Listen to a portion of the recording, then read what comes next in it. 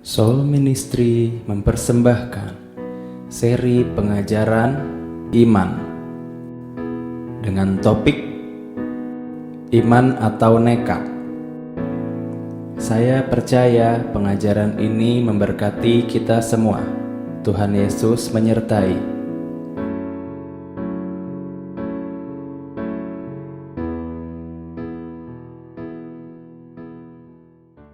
Kalau kalian bertemu dengan masalah, jangan menangis. Jangan berteriak-teriak. Ada dikatakan bahwa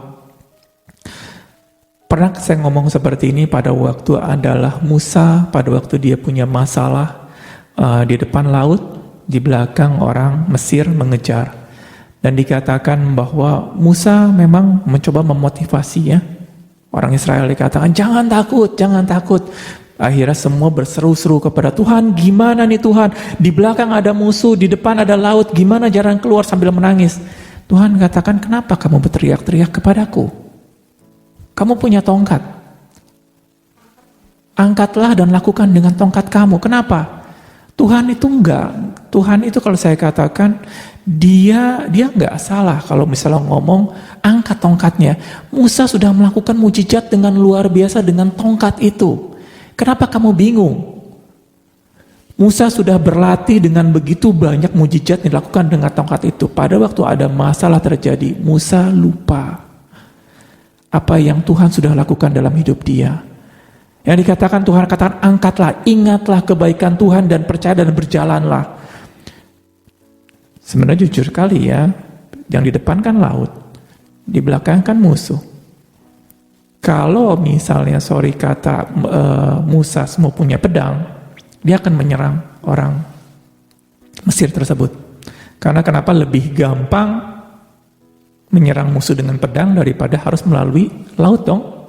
Tapi saat itu Musa tidak ada pedang.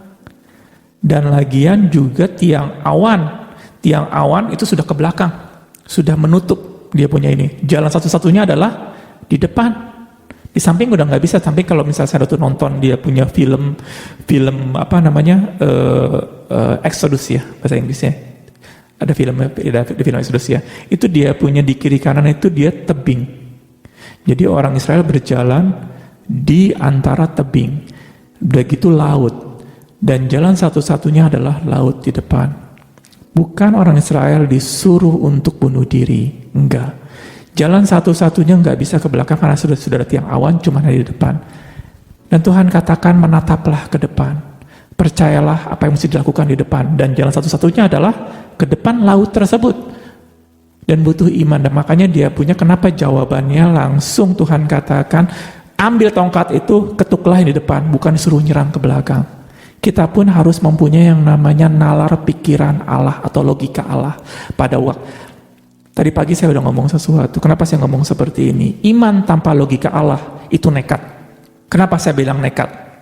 Pada waktu kita percaya kepada firman, hanya cuman berjalan, kita menghafal firman dan berjalan tanpa ada logika Allah tersebut, kita akan jadi nekat. Kenapa? Kalian dalam ketakutan, kalian dalam kekhawatiran. Ya sudahlah, saya cobalah. Kalau yang nanti juga Tuhan bantu. Itu bukan iman. Itu nekat namanya. Tetapi dengan adanya logika Allah, pikiran Allah yang kalian sudah terlatih, kalian bukan mengopi-ngopi dia punya kesaksian orang lain, tetapi ada satu kesaksian Tuhan dalam hidup kamu aja, yang dikatakan bahwa iman datang dari pendengaran akan firman Tuhan atau firman Kristus. Itu bukan mendengar ayat-ayat, tetapi ada Tuhan berbicara kepada kalian sendiri. Pada waktu Tuhan berbicara kepada sendiri, itu langsung jadi iman. Kenapa Pak? Saya yakin sekali waktu Musa dia melihat laut tersebut dan dikatakan bahwa Tuhan berbicara, ketuklah laut tersebut. Musa bingung. Musim membelah laut belum pernah terjadi. Ada laut terbelah sebelumnya. Kalau kalian berpikir pekerjaan Tuhan itu harus dihafal dengan kesaksian-kesaksian orang nanti akan terjadi dalam hidup kalian, kalian salah total. Musa pada waktu berkata laut itu akan terbelah, dia bingung. Belum pernah terjadi laut terbelah itu. Kalau misalnya kita melawan musuh di belakang, kita nekat, kita bawa tongkat lawan pedang, mungkin bisa menang ya. Ada arek-arek Surabaya ya katanya ngelawan yang pakai bambu runcing, yang saya nggak tahu orang Surabaya mati berapa orang, saya nggak tahu, tapi menang akhirnya sih. Kita memakai kesaksian orang lain dan dikatakan Tuhan bekerja pada waktu kejadian pakai bambu runcing, sekarang juga saya pakai bambu runcing. Kalian akan gagal. Ya mungkin lah ya, saya nggak tahu kejadian karena bisa menang. Saat itu Musa melihat belum pernah terjadi, laut itu terbelah. Bagaimana mungkin Tuhan bisa laut terbelah? Kalau lautnya cuman setengah meter terbelah, ketiup angin mungkin. Ini mungkin lautnya mungkin sekitar dalamnya 20 meter apa 30 meter atau saya nggak tahu. Terbelah. Gimana caranya? Musa harus percaya apa yang Tuhan katakan, ketuklah kepada laut tersebut dan laut itu akan terbelah. Musa harus percaya bahwa belum pernah terjadi. Tapi saya juga percaya itu akan terjadi. Saya nggak memakai kesaksian orang lain, tetapi Tuhan akan bekerja spesial buat saya. Caranya seperti apa? Nah ini. Pada waktu pikiran ini cuma memikirkan dari orang lain, ditumpang tangan sembuh. Orang lain waktu bekerja begini jadi berhasil. Tuhan juga akan lakukan yang sama seperti itu. Itu bukan iman, itu fotokopi. Kalian percaya dengan kesaksian orang lain. Tapi kalau kalian katakan, Tuhan saya nggak tahu. Ini berhasil atau tidak, saya nggak tahu. Belum pernah ada orang lakukan. Tapi karena Tuhan katakan juga, saya akan lakukan. Waktu kalian berjalan sesuai apa yang Tuhan suruh, itu iman. Nggak ada kalian backup di dalam kepada, oh ya, kemarin berhasil, saya juga bisa berhasil. Enggak. Kenapa saya ngomong dia punya iman itu bukan di dalam ilustrasi statement atau pengertian di kepala? Karena sulit. Kalau kalian katakan iman adalah dasar apa yang kita harapkan, bukti apa yang kita tidak lihat, kalian akan bengong di kepala ini. Tapi kalian iman itu kalian harus mesti praktek. Waktu kalian berjalan, kalian mesti percaya bahwa di dalam hati kalian ini ada Roh Kudus yang berbicara. Tapi Roh Kudus ini nggak bisa berbicara kalau kalian nggak pernah mau melakukan hal-hal kecil. Pada waktu hal kecil, Roh Kudus sesuatu kita nggak mau lakukan. Waktu Tuhan berkata dalam sesuatu kecil, Tuhan kita nggak mau lakukan. Kenapa saya katakan? Ada satu kesaksian yang luar biasa. Iman tersebut, waktu kalian percaya, itu akan diuji dengan yang namanya. Oke, sebelum itu saya mau jelaskan dulu. Mungkin kita buka deh satu ya. Ada dua kategori iman. Kesatu adalah Abraham, mungkin kita buka di kitab Kejadian waktu Abraham katakan bahwa aku akan memberikan kamu anak keturunanmu seperti pasir di laut, bintang di langit. Akhirnya Abraham, percayalah Abraham, dan akhirnya Tuhan memperhitungkan itu sebagai kebenaran. Mungkin kita buka kitab Kejadian itu, Kejadian berapa, 15 kah? 14. Nah, lalu percayalah Abram di sini ya kepada Tuhan, dan maka Tuhan memperhitungkan itu kepada sebagai benar. Dikatakan percaya. Tetapi ada di kitab Keluaran pada waktu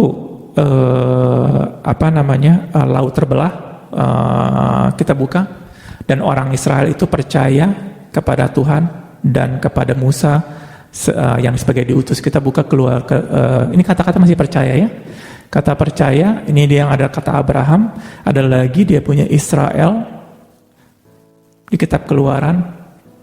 Waktu laut sudah terbelah dan melewati, dan akhirnya mereka percayalah mereka kepada Allah. Oke, 14:31. Oke, 30-nya dulu ya. Dia 30-nya dulu. Demikianlah pada hari itu Tuhan menyelamatkan orang Israel dari tangan orang Mesir, dan orang Israel melihat orang Mesir itu mati terhampar di pantai laut.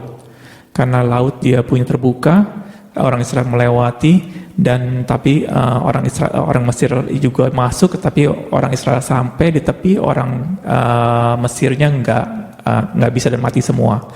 Demikianlah pada hari itu Tuhan menyelamatkan orang Israel dari tangan orang Mesir. Dan orang Israel melihat orang Mesir mati terhampar di pantai laut.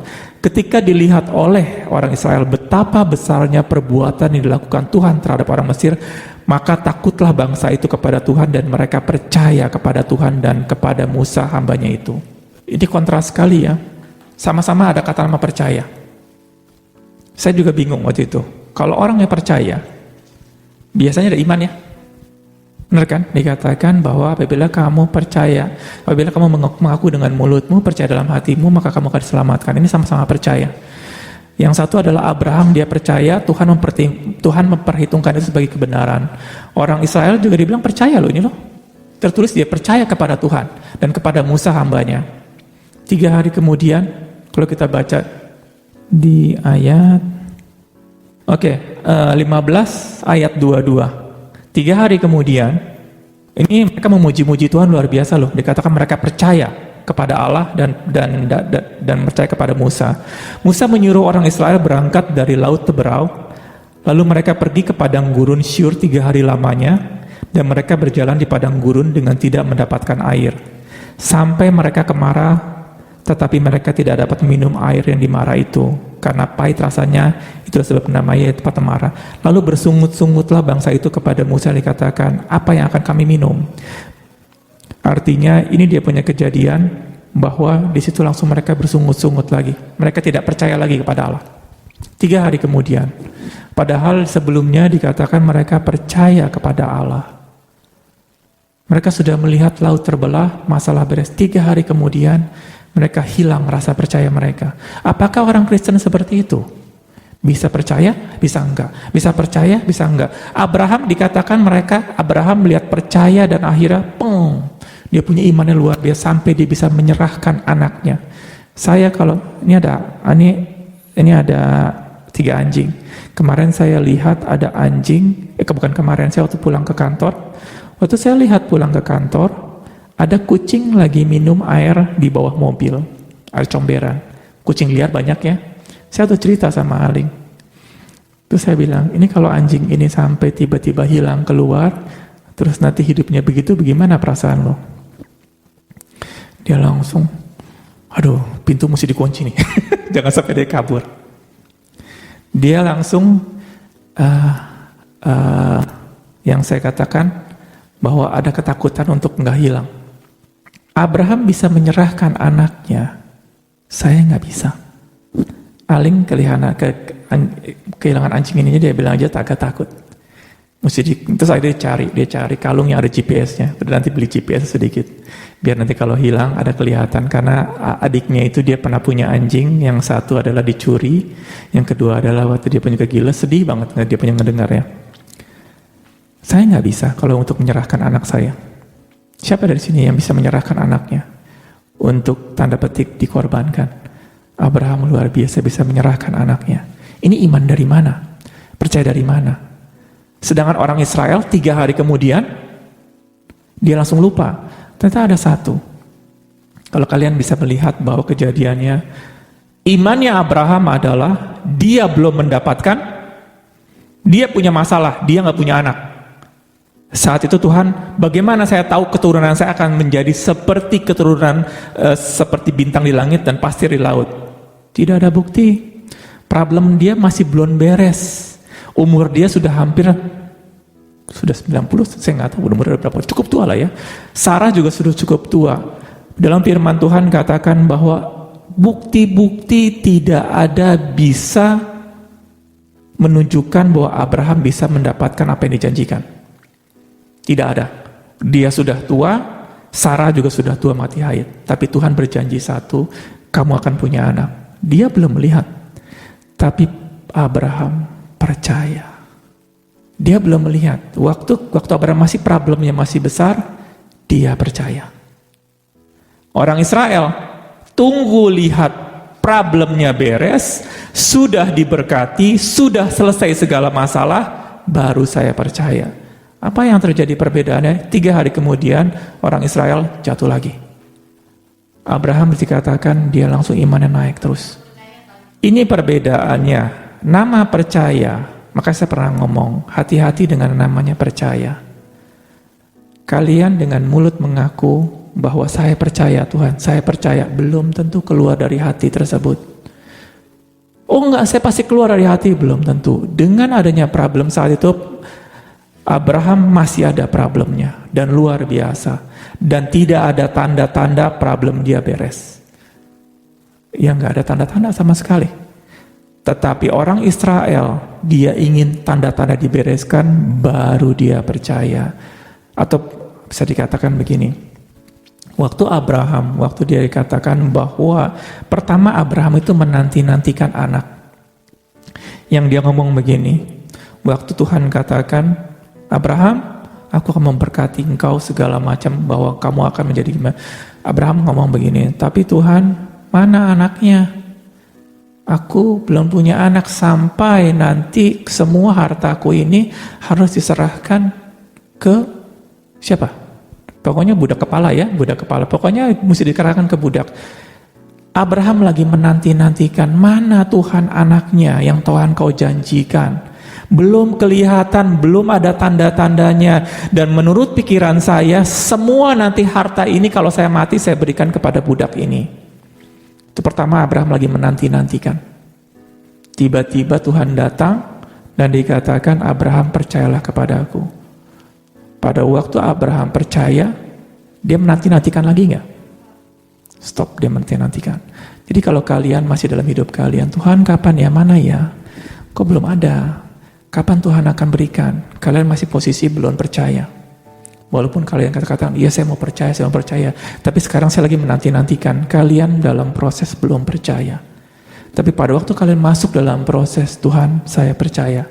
Dan Tuhan akhirnya memperhitungkan sebagai kebenaran Abraham. Tapi nggak tahu juga setelah itu dia masih punya anak ya, masih Ismail ya setelah itu ya. Udah belum sih? Karena Sarah yang suruh ya. Nah, jadi kalau kata-kata yang seperti begini katakan, Tuhan saya lagi menanti-nantikan. Kapan ya? Kalian mesti konsentrasikan. Kok saya masih menanti-nantikan janji Tuhan ya? Problemnya apa ini? Kok saya masih menanti-nantikan? Kok masih saya struggle? Kalian harus masuk dalam percaya bahwa Tuhan, thank you, saya sudah mendapatkan ini. Dan saya berjalan dan saya fokus dengan apa yang harus saya lakukan. Walaupun problem tersebut belum terselesaikan. Jangan kalian nunggu, Tuhan, tolong Tuhan, manifestasikan. Tuhan tolong selesai masalah ini, tolong dibereskan. Supaya saya bisa menjadi tenang apa gimana segala macam. Kalian masih struggle dalam masalah kalian. Permintaan kalian itu bukan permintaan dengan iman. Hanya permintaan, hanya cuma bisa menyelesaikan supaya saya bisa menjadi agak sedikit lebih tenang. Kenapa hari ini saya katakan bahwa iman tanpa kesulitan, tanpa penderitaan itu bukan iman namanya. Tapi di dalam penderitaan, di dalam kesulitan, iman kalian akan dimurnikan.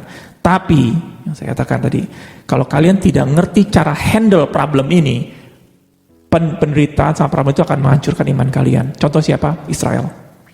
Pada waktu orang Israel tidak mengerti cara menghandle problem tersebut, yang keluar apa? Bersungut-sungut. Yang keluar apa? Amarah. Yang keluar apa? Saling mempermasalahkan orang lain. Kadang-kadang kita pada waktu kita ingin melakukan sesuatu, mungkin saya kasih contoh orang lain aja lah ya. Mungkin karena orangnya nggak ada di sini ya. Jadi contoh, yaitu Barry Bennett pada waktu, mungkin saya juga kasih contoh saya. Saya waktu di Australia, akhirnya saya mendengar di hati saya ada Tuhan suruh balik ke Indonesia. Dan saya menurut pemikiran saya saat itu adalah saya meninggalkan segala sesuatu, meninggalkan sekolah saya, meninggalkan semua apa yang saya lagi kerjakan. Sekolah saya menjadi pengharapan saya. Waktu itu saya lagi sekolah arsitek, dan dalam hati saya atau dalam pikiran saya Tuhan berbicara, kamu pulang.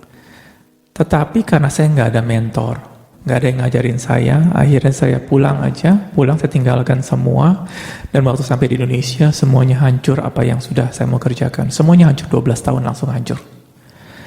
Saya punya iman nggak seperti itu? Saya meninggalkan segala sesuatu, ada iman? Saya mendengar suara Tuhan nggak? Saya mendengar suara Tuhan langsung. Tetapi saya tidak mempunyai logika Allah. Saya punya pengertian apa yang mau saya lakukan hanya berdasarkan iman saja. Akhirnya saya pulang ke Indonesia, tidak ada yang mementori saya gerasak-gerusuk sendiri, akhirnya 12 tahun saya hancur. Ini kesaksian saya. Kalau saya kasih ada kesaksian lagi namanya kesaksian Barry Bennett. Mumpung orang yang ada di sini, ada di Amerika, dan dia juga nggak kenal sama saya, jadi kalau saya omongin, dia juga nggak tahu ya. Dia waktu itu sepertinya Tuhan ngomong, kamu pergi ke Meksiko untuk menjadi misionaris. Meksiko kali ya, pergi Meksiko ya. Enggak, pertama Meksiko dulu. Pertama Meksiko, akhirnya dia punya duit $300, apa $800, saya nggak tahu. Akhirnya dia pakai mobil. Dia jual mobil atau gimana, saya nggak tahu. Istrinya lagi hamil nggak gitu ya? Nggak ya, lagi hamil juga kayaknya. Apa gimana? Dia bahasanya nggak ngerti bahasa Meksiko. Dia cuma pegang uang $800. Kalau Allah di pihakku, siapa dapat menolong aku? Dia jalan, nggak ngerti bahasanya, nggak ada koneksi, nggak ada apa segala macam. Dia berangkat ke Meksiko. Kayak berapa lama dia habis di sana? 8 bulan kah berapa? Kurang lebih cuman hanya beberapa bulan, duit habis. Di Meksiko hancur-hancuran, dia harus balik lagi ke Amerika, baru dia belajar dulu. Itu yang saya katakan, iman tanpa pengertian yang benar atau logika Allah jadinya nekat. Dan masih syukur kalau kita masih bisa balik dan tidak bersungut-sungut kepada Tuhan. Saya waktu saya jatuh, saya marah sama Tuhan loh. Saya benar-benar marah sama Tuhan. Kenapa? Saya sudah pulang dari Australia ke sini, kok Tuhan tidak pimpin? Kok tidak diberikan jalan keluar? Saya sudah berikan, saya sudah mengikuti semua apa yang Tuhan suruh, tapi kenapa hancur seperti ini semuanya? Semuanya hancur dan jauh lebih buruk. Siapa yang saya salahkan? Tuhan saya salahkan. Kenapa? Kan dia yang suruh. Saya udah punya iman, tapi saya nggak punya pengertian yang benar, dan pengertian seperti gimana? Setiap perkara kecil, setiap perkara besar. Kalian nggak bisa melakukan hal yang besar tanpa bisa melakukan hal-hal kecil terlebih dahulu. Tuhan selalu akan mengetes kita. Kamu setia nggak dengan ini? Next, kamu setia nggak dengan ini? Pada waktu kita setia dengan salah satu, Tuhan akan naikkan terus. Itu kita melakukan segala dengan iman dengan benar. Mungkin saya katakan kepada Aling, nekat itu iman tanpa pengertian yang benar, iman tanpa logika Allah, kadang-kadang membawa kita ke dalam nekat. Dan ujung nekat, indikator nekat adalah hasilnya nanti kita akan nyalain Tuhan. Iman kita nggak kuat sama sekali. Sebentar kita jatuh dan sebentar kita akan benar-benar bersungut-sungut. Sebenarnya kalau iman itu seperti pikiran tidak masuk ya, tidak masuk di akal. Kayak modelnya laut terbuka. Waktu dia punya Musa, Tuhan katakan, kamu berjalan ke depan, kamu ketok dia punya itu dengan laut itu akan terbuka. Kalau saya yakin sekali kalau Musa dari waktu disuruh sama Tuhan, dia baru melakukan 3 mukjizat ya. Tangan dimasukin jadi kusta, air menjadi darah, tongkat menjadi ular. Itu dia punya mukjizat pertama kali yang Tuhan lakukan bagi Musa. Dan setelah itu Tuhan suruh dia untuk melakukan laut terbuka. Mungkin laut itu tidak bisa terbuka karena dia sudah lompat pekerjaan dari yang belum melakukan apa-apa, dia harus menyelesaikan hal yang besar. Kenapa saya ngomong seperti itu? Tuhan juga Allah, benar-benar Allah yang teratur.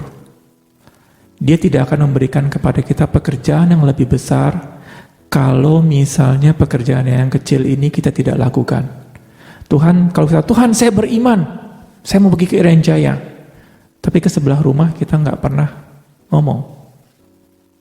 Tuhan, walaupun ada suara mengatakan kamu akan aku kirim ke Irian Jaya, itu bukan dari Tuhan. Itu bukan dari Tuhan. Karena kenapa iman juga harus dibuktikan ya? Karena pada waktu ada sesuatu, ini dari Tuhan, ini dari si jahat, atau ini dari keinginan diri sendiri. Karena iman itu pasti ada berhubungan apa yang kita mau lakukan, apa yang mau kita ambil. Nggak ada yang kita bengong-bengong, mesti iman. Ada sesuatu yang sekali ada sesuatu kita kerjakan. Nah, iman tanpa logika Allah atau yang bisa dikatakan membawa pengertian-pengertian yang benar dengan cara-caranya Allah, itu hasilnya akan kenekatan. Apa itu nekat? Biasanya kalau kita mau korek-korek lebih dalam lagi, kita mau melakukan ini, kenapa? Si Anu sudah punya ini, sudah punya rumah nih yang gede. punya rumah misal 300 meter yang Tuhan berikan. Saya juga mesti beriman untuk rumah 500 meter. Kenapa? Kan Allah kita besar. Nggak salah kan? Kita melihat saudara kita, teman kita punya rumah 300 meter dan dia bersaksi dengan luar biasa, Tuhan berkuasa dalam hidup saya, akhirnya Tuhan berikan saya 300 meter. Akhirnya saya katakan, saya setelah mendengar seperti itu, kalau Tuhan ngasih dia 300 meter, Tuhan Allah yang berkuasa juga. Dia akan berikan saya rumah 500 meter. Iman nggak? Kelihatannya iman. Berharap sama Tuhan. Tetapi hari ini pun Tuhan suruh hal yang kecil, tapi saya nggak mau lakukan. Tapi saya tetap beriman, saya akan dapat rumah 500 meter. Motivasi saya sudah salah. Tetapi kalau saya iman kan, kita kan nggak mungkin tanya, kenapa kamu mau rumah 500 meter? Kita nggak bakal tanya sama orang tersebut. Ya sesuai dengan iman kamu. Kita orang namanya lagi punya iman, masa kita korek-korek imannya. Tetapi kalau kita mau cari atau jujur, atau kita ngomong sama Tuhan, Tuhan, saya beriman 500 meter. Harus kita bertanya sama Tuhan juga, kenapa ya saya mau 500 meter? Kalau dikatakan, ya saya suka 500, ya sudah. Tapi kalau kita katakan bahwa si Anu dapat 300, saya harus punya 500. Hati-hati. Karena ada firman Tuhan juga mengatakan bahwa kalau kamu nggak pernah, bahwa Tuhan katakan, di mana ada iri hati dan mementingkan diri sendiri, di situ akar dari segala kejahatan. Kalau kalian nggak pernah dengar itu, dikatakan, enggak, suka-suka saya dong. Saya mau punya iman 1000 meter, 2000 meter. Saya juga mau mengalahkan dia, atau saya mau mengalahkan orang dunia juga bisa, atau bagaimana. Iman tanpa pikiran yang benar, atau pikiran Allah, atau logika Allah, kadang-kadang bisa masuk kenekatan dan akhirnya akan menjebak kita diri sendiri. Waktu tidak terjadi, biasanya kita menyalahkan Tuhan. Atau kita katakan, Tuhan mana, kok tidak terjadi, saya sudah tunggu, saya sudah ini. Atau yang pernah saya ngomong, kita menuntut Allah. Di situ kali ya,